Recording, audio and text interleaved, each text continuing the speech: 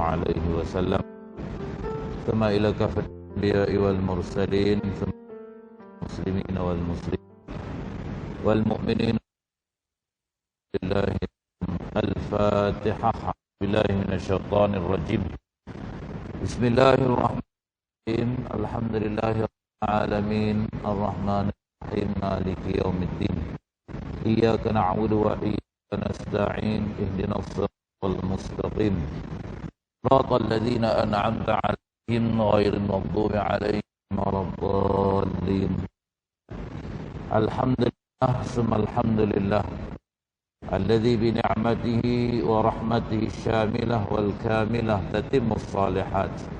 ونصلي ونسلم على هذا النبي الكريم سيدنا محمد الأمين وعلى آله وأصحابه الطاهرين الطيبين ومن تبعهم بإحسان إلى يوم الدين. أصبحنا على فطرة الإسلام وكلمة الإخلاص وعلى دين نبينا محمد صلى الله عليه وسلم وعلى ملة أبينا إبراهيم حنيفا وما كان من المشركين.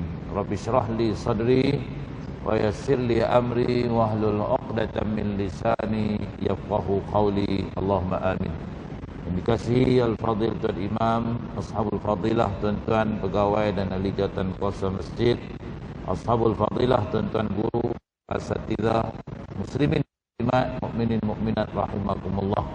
Alhamdulillah, Idul Ayyam kita dipertemukan oleh Allah Subhanahu wa taala dalam majlis ilmu pada pagi ini. Mudah-mudahan ianya membawa keberkatan dan kerahmatan, kemanfaatan dan kefaedahan kepada kita sekalian dalam meneruskan kehidupan di atas muka dunia ini. Dan hari ini merupakan hari yang terakhir, Jumaat yang terakhir dalam tahun 2021.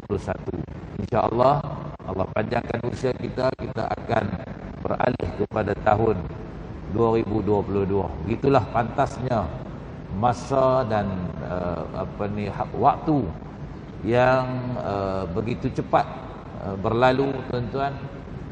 Dan ini menunjukkan bahawa apa yang dinyatakan oleh baginda Rasul sallallahu alaihi wasallam, la taqumus sa'atu hatta yataqarrabaz zaman. Tidak akan berlaku kiamat melainkan kamu mendapati masa dan waktu yang Allah kurniakan kepada kamu itu begitu cepat berlalu.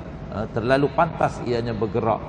Dan mudah-mudahanlah segala nikmat usia dan hayat, waktu dan masa yang Allah kurniakan kepada kita ini, kita gunakan ia dengan sebaik-baiknya untuk kita memperoleh dan mengecapi yabtaguna fadlan minallahi wa ridwana, untuk kita dapati dan kita perolehi pahala ganjaran baik daripada Allah Subhanahu wa taala. Seterusnya kita mengecapi nikmat redha, kasih sayang, perkenan dan limpahan rahmah dan barakah daripada Allah Subhanahu wa taala. Ma'asyiral muslimin rahimani wa rahimakumullah. Sidang muslimin dan muslimat, mukminin dan mukminat yang dirahmati Allah sekalian, mari sama-sama kita mengambil ibrah dan pengajaran dalam kitab 40 hadis jalan ke syurga. Yaitu pada tajuk yang pertama membicarakan berkenaan dengan kelebihan dan fadilat menghadiri majlis ilmu. Nabi sallallahu alaihi wasallam bersabda, an Abi Hurairah radhiyallahu anhu, anna Rasulullah sallallahu alaihi wasallam qala, man salaka tariqan yaltamisu fihi ilman sahhalallahu lahu bihi tariqan ilal jannah. Rawahu Muslim wa sadaqa Rasul sallallahu alaihi wasallam. Daripada Abu Hurairah radhiyallahu anhu, sesungguhnya Nabi sallallahu alaihi wasallam telah bersabda, sesiapa yang melalui suatu jalan, suatu laluan untuk memperolehi dan mendapatkan ilmu, maka Allah Subhanahu wa taala akan mempermudahkan baginya jalan ke syurga. Kelebihan dan fadilat menuntut ilmu ni, tuan-tuan, muslimin muslimat sekalian, di mana orang yang berusaha, yang menggunakan sepenuh tenaganya, bazlul juhdi, dengan segala kesusahan dan juga masyaqqah yang dia hadapi untuk nak dapatkan ilmu, untuk nak dapatkan pengetahuan, maka orang ini diberi jaminan oleh Nabi SAW melalui hadis baginda bahawa Allah akan mempermudahkan laluannya untuk menuju ke syurga Allah Subhanahu wa taala. Betapa pentingnya dan mustahaknya menuntut ilmu untuk kita memahami segala pengajaran dan juga segala ibrah yang nak dipaparkan, yang nak disampaikan kepada kita. Maka sebab itu dalam kita menuntut ilmu ni tuan-tuan, selain daripada kita mendapatkan ilmu, kita perlu mohon kepada Allah Subhanahu wa taala untuk kita memahami dengan sedalam ilmu yang kita perolehi, ilmu yang kita dapat.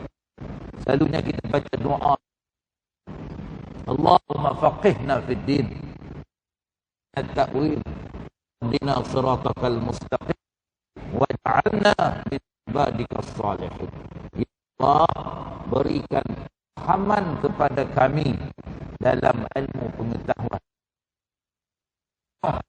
Dalam nak faham agama ini bagi kami betul-betul mendalaminya, memahaminya dengan sebenar-benarnya, supaya segala amalan, perbuatan, gerak kerja dan segala amalan yang kita lakukan itu ianya menepati dengan syariat Allah Subhanahu wa taala, menepati dengan segala hukum hakam Allah Subhanahu wa taala. Allahumma faqihna fid din wa 'allimna ta'wil. Ya Allah, beri bentuk kepahaman kepada kami untuk memahami segala tafsiran-tafsiran dengan agama. Waj'alna min ibadikin. Ya Allah, jadikan kami daripada kalangan hamba-Mu dan hidayah kepada kami. Dina siratal mustaqim, tunjukkanlah kami yang betul, yang benar, memperolehi rahmah dan barakah daripada-Mu ya Allah. Ini soal kita nak apa? Perolehi ilmu, kita mohon supaya kita diberikan pahaman terhadap ilmu yang kita pelajari, berdasarkan kepada apa yang diperkenankan oleh Subhanahu wa taala dan apa yang telah diajarkan kepada kita baginda Rasul sallallahu alaihi wasallam. Maka hadis Nabi sebut, man yuridillahu bihi khairan yufaqihu fid din. Sesiapa yang Allah nak berikan kepada dia kebaikan, kebajikan, Allah beri kepahaman yang mendalam kepadanya mengenai agama Islam. Muslimat yang dirahmati Allah sekalian, menuntut ilmu ini merupakan satu kewajipan, satu kefarduan tuan-tuan. Jadi ulama membahagikan ilmu ini kepada dua bahagian, iaitu yang pertama ilmu fardu ain dan yang kedua ilmu fardu kifayah.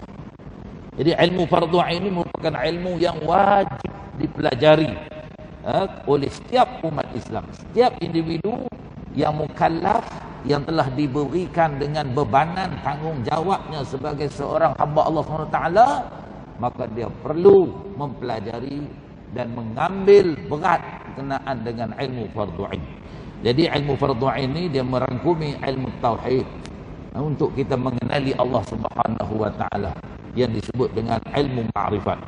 Yang kedua yang berkenaan dengan fiqh, yang berkenaan dengan syariat Allah Subhanahu wa taala, dan yang ketiga ialah ilmu tasawuf. Ini tiga ilmu yang perlu dipahami dengan sedalam-dalamnya oleh setiap individu muslim. Dan dikira insan itu sebagai orang yang berdosa, tuan-tuan. Apabila jika ada orang Islam yang tidak mempelajari ilmu ini, karena ia merupakan ilmu asas, ilmu yang penting dalam amalan kehidupan seharian. Karena apa, tuan-tuan? Ilmu tauhid memastikan supaya akidah kita, keyakinan kita kepada Allah Subhanahu wa taala merupakan aqidatun sahihatun wa sarihah. Akidah yang tepat, akidah yang yang jelas, yang jazimah, yang tegas, yang ampuh. supaya tidak ada sebarang bentuk kecelaruan, sebarang bentuk kesamaran yang boleh membawa kepada ketidakpahaman yang sebenar, yang menyebabkan seorang itu berada dalam keadaan terumbang-ambing, dalam keadaan yang tanpa arah tuju, yang menyebabkan ianya akan membawa kepada insan manusia ini apabila dia tak faham betul-betul berkenaan dengan ilmu tauhid, ilmu akidah, maka dia boleh terjebak dalam perkara-perkara yang membawa penderhakaan dan pengkhianatannya terhadap Allah Subhanahu wa taala. Apatah lagi yang lebih mendukacitakan, dia boleh membawa kepada perkara yang boleh mensyirikkan dan menyekutukan Allah Subhanahu wa taala, wal a'yazubillah min zalik. Sebab tu dia kena hadam betul-betul, tuan-tuan. Dalam ilmu tauhid, ilmu aqidah, untuk nak selamatkan ia daripada mensyirikkan dan menyekutukan Allah Subhanahu wa taala. Dan yang keduanya, tuan-tuan, ilmu fiqh. Ilmu fiqh ni untuk kita nak memastikan amal ibadah kita sah menurut acuan syariat. Kita belajar ilmu fiqh, bermula dengan bab taharahnya, bab ibadahnya, munakahatnya, muamalahnya, jinayahnya, apa semua inilah, tuan-tuan, merangkumi kepelbagaian ilmu ini. Maka untuk kita nak pastikan amalan kita, perbuatan kita dalam ibadat kita itu betul menepati dengan kehendak Allah Subhanahu wa taala. Tak boleh nak pakai hentam ikut dana, pakai cincai apa semua, tak boleh, tuan-tuan. Dia kena ada ilmu, dia kena ada kepahaman, dan dia kena bermunaqasyah, berbicara, berbincang, bersoal jawab dalam nak memahami ilmu itu. Sebab apabila seorang yang hadirkan dirinya ke majlis ilmu, maka dia kena berubah, tuan-tuan, minasyakki ilal yaqin.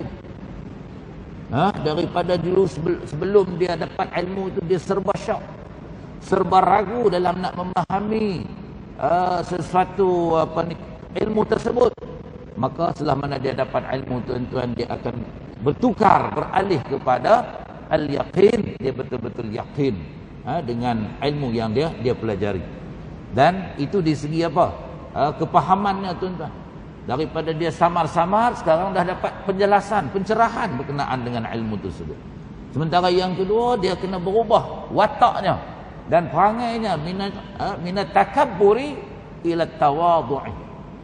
Berubah dia. Kalau dulunya perangainya takabur, bongkak, sombong, angkuh, ego, tak mau dengar nasihat, tak mau nak terima teguran, sukar untuk nak nak bermuamalah, nak bermuayasyah ataupun nak berinteraksi dengan orang. Dia kira ikut kepala dia. Dia jenis degil, tuan-tuan, jenis inat. Apabila dia faham ilmu, maka dia kena berubah keadaan diri dia ila tawadhu', merendah diri, hormat menghormati, saling berbudi bicara, beradab sopan di antara satu sama lain. Ini di antara tugas dan tanggungjawab seseorang yang memperolehi ilmu pengetahuan. Dia kena ada perubahan, anjakan paradigmanya itu berlaku, tuan-tuan, di dalam amalannya dan juga di dalam syakhsiyah kepribadiannya. Begitu, tuan-tuan. Ini di antara perkara yang perlu diberi perhatian, diberi diberi keprihatinan oleh insan, oleh manusia yang ada ilmu pengetahuan. Sebab apa, tuan-tuan? Kalau ianya buat amalan tapi tak menepati syariat, dia tak dikira sebagai amal yang soleh. Amal soleh ni dia ada syarat-syarat dia ada kriteria dia, tuan-tuan. Yang pertama, syarat amal soleh itu ialah al-imanu billah. Amalan yang didasarkan, yang dilaksanakan itu mempunyai manhaj. Prinsipnya ialah iman kepada Allah SWT. Tanpa iman, amalan itu tak dikira, tak diterima oleh Allah Subhanahu wa taala. Walaupun sebanyak mana amal baik yang dia lakukan, tapi ianya tidak melekat iman dalam hatinya. Aqidahnya menyeleweng, aqidatun batilah. Aqidahnya tidak betul. Imannya tidak menepati dengan apa yang dikehendaki oleh Allah Subhanahu wa taala, maka amalan itu tak dikira sebagai amal soleh. Yang kedua, syaratnya betul dengan syariat, perundangan Allah Subhanahu wa taala. Dia bukan boleh buat ikut terhadap dia saja, ikut apa yang selera dia, tak boleh, tuan-tuan. Dan yang ketiga ialah mukhlishina lahuddin. Apa yang dia lakukan itu ialah betul-betul ikhlas kerana Allah Subhanahu wa taala. Kena ada ketelusan hati dia kepada Allah Subhanahu wa taala. Barulah amalan tersebut akan dikira, akan diiktiraf sebagai amal yang soleh. Apa yang Allah sebut dalam surah Al-Kahfi, tuan-tuan. Qul innama ana basyarum mislukum yuha ilai annama ilahukum ilahu wahid faman kana yarju liqa'a rabbih falyamal 'amalan salihan wala yusyrik bi'ibadati rabbih ahada. Katakanlah wahai Muhammad, sesungguhnya aku adalah manusia seperti kamu yang Allah wahyukan kepada aku untuk menyampaikan kepada umat manusia, annama ilahukum ilahu wahid, sesungguhnya Tuhan kamu ialah Allah Subhanahu wa taala yang Maha Esa. Itu di segi akidah, tuan-tuan, kena yakin bahawa Allah yang Maha Esa, mentauhidkan Allah Subhanahu wa taala. Maka faman kana yarju liqa'a rabbih, sesiapa yang mengharapkan pertemuan yang baik dengan Allah Subhanahu wa taala, nak balik jumpa Allah Subhanahu wa taala dalam keadaan diterima amalnya dan diberi dengan kerahmatan dan keberkatan oleh Allah Subhanahu wa taala pada hari yang disebut yauma la yanfa'u malun wala banun illa man atallaha biqalbin salim, hari yang tidak memberi manfaat oleh harta benda dan anak pinak, melainkan illa man atallaha biqalbin salim, melainkan orang yang mai menghadap Allah Subhanahu wa taala ini, tuan-tuan, dalam keadaan hatinya penuh dengan kesejahteraan, hatinya penuh dengan ketenteraman, punya an-nafsul mutmainnah, jiwa yang penuh dengan ketenangan. Orang ni akan dapat apa, tuan-tuan? Akan dapat redha Allah SWT, radiyatan mardiyah, Allah redha kepadanya dan dia redha kepada Allah. Fadkhuli fi ibadi wadkhuli jannati, masuklah kamu bersama dengan hamba-hambaku yang soleh solehah. Wadkhuli jannati, masuklah kamu dalam syurgaku. Dia nak memperolehi title ini, tuan-tuan, status ini, maka falyamal amalan salihah. Insan ini perlu lakukan amal yang soleh, amal baik, amal kebajikan yang mendapat limpahan perkenan, taufik dan hidayah daripada Allah Subhanahu wa taala. Wala yusyrik bi ibadati rabbih ahada, dan jangan sesekali kamu syirikkan Allah Subhanahu wa taala dalam peribadatan kamu. Tu maknanya jangan ada virus syirik dalam segala amal kerja buat, amal ibadat kita kepada Allah Subhanahu wa taala. Kerana itu dia boleh memusnahkan dan membinasakan amalan tersebut, tuan-tuan. Sebab tu perlu kepada ilmu, perlu kepada pengetahuan yang jitu, yang tepat, yang benar, yang berlandaskan kepada syariat Allah Subhanahu wa taala. Manakala pula ilmu tasawuf, tuan-tuan, ialah untuk nak membersihkan hati manusia daripada sifat-sifat mazmumah, untuk nak elakkan, nak pinggirkan jiwa manusia daripada sifat-sifat yang keji, sifat-sifat yang tidak baik, tuan-tuan, nak dikikis daripada kehidupannya. Maka dia perlu mempelajari ilmu tasawuf dan menghiasinya dengan sifat-sifat yang terpuji, mahmudah. Dia kena ubahkan, tuan-tuan, tadi saya sebut dah tadi, daripada sifat yang keji at-takabbur kepada sifat yang terpuji at-tawadhu. Begitu, tuan-tuan. Jadi dengan ilmu tasawuf ni dia boleh membersihkan hatinya, menyucikan jiwanya untuk sentiasa memahami kedudukannya dan juga statusnya sebagai hamba Allah Subhanahu wa taala. Min aina ji'na wa limadza ji'na wa ila aina masiruna. Ini 3 persoalan, tuan-tuan, yang perlu dipahami oleh manusia. Daripada mana dia datang, daripada mana kita datang, untuk apa kita didatangkan oleh Allah Subhanahu wa taala, berada di atas muka dunia ini, dan ke mana kita nak pergi selepas daripada ni. Kita faham yang tu tuan-tuan, insya-Allah. Kehidupan kita lancar, kehidupan kita tenteram. Tentulah jawapannya tuan-tuan, inna lillah. Kita datang semua daripada Allah SWT dengan ni'matul ijad, nikmat kewujudan kita yang Allah beri kepada kita, yang Allah pilih kita untuk jadi hamba-Nya, untuk mendiami atas muka dunianya. Sudah tentulah apa yang Allah kehendaki, apa yang Allah perintahkan kepada kita, kita kena tunaikan dengan sebaik-baiknya, iaitulah wa ma khalaqtul jinna wal ins illa liya'budun. Tidak aku ciptakan jin dan manusia, kata Allah, melainkan untuk beribadah kepada aku. Inilah yang sering kita ungkapkan, yang sering kita lafazkan dalam Al-Fatihah kita tuan-tuan, iyyaka na'budu wa iyyaka nasta'in. Akan Engkau ya Allah yang kami sembah, dan kepada Engkau jua yang kami mohon segala pertolongan. Nukhassuka bil ibadah wa nukhassuka bil isti'adah. Ya Allah, kami berikan pengkhususan seluruh peribadatan kami, ubudiyah kami hanya saja kepadamu ya Allah, dan segala permohonan dan rayuan kami untuk kami mohon pertolongan bantuan hanya saja kepadamu ya Allah, yang kami minta tolong, yang kami minta bantuan. Begitu tuan-tuan, ikrar kita, aku janji kita dengan Allah Subhanahu wa taala. Maka orang yang punya sifat yang mahmudah ini, dia memahami keadaan ini, dia memahami situasi ini tuan-tuan, dan selepas itu ke mana pula dia nak pergi tuan-tuan? Wa inna ilaihi raji'un. Kita semua akan balik bertemu dengan Allah Subhanahu wa taala. Inna ilaina iyabahum thumma inna alaina hisabahum. Kamu semua akan balik bertemu dengan Allah Subhanahu wa taala, dan segala amalan kamu, kerja buat kamu akan dihisab dan dihitung oleh Allah Subhanahu wa taala. Jadi kesemua ilmu ini tuan-tuan penting dan mustahak kepada kita untuk amalan dan ibadat kita diterima di sisi Allah Subhanahu wa taala. Jadi sekadar itulah tuan-tuan perkongsian ilmu kita pada pagi ini. Mudah-mudahan ada kebaikan dan kemanfaatannya kepada kita sekalian.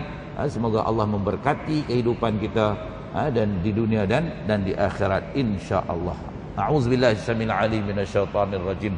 Bismillahirrahmanirrahim. Alhamdulillahirabbil alamin. Wassalatu wassalamu ala rasulil amin wa ala alihi wa sahbihi ajma'in. Radina billahi rabba wa bil islami dina wa bi sayyidina Muhammadin sallallahu alaihi wasallam nabiyyan wa rasula.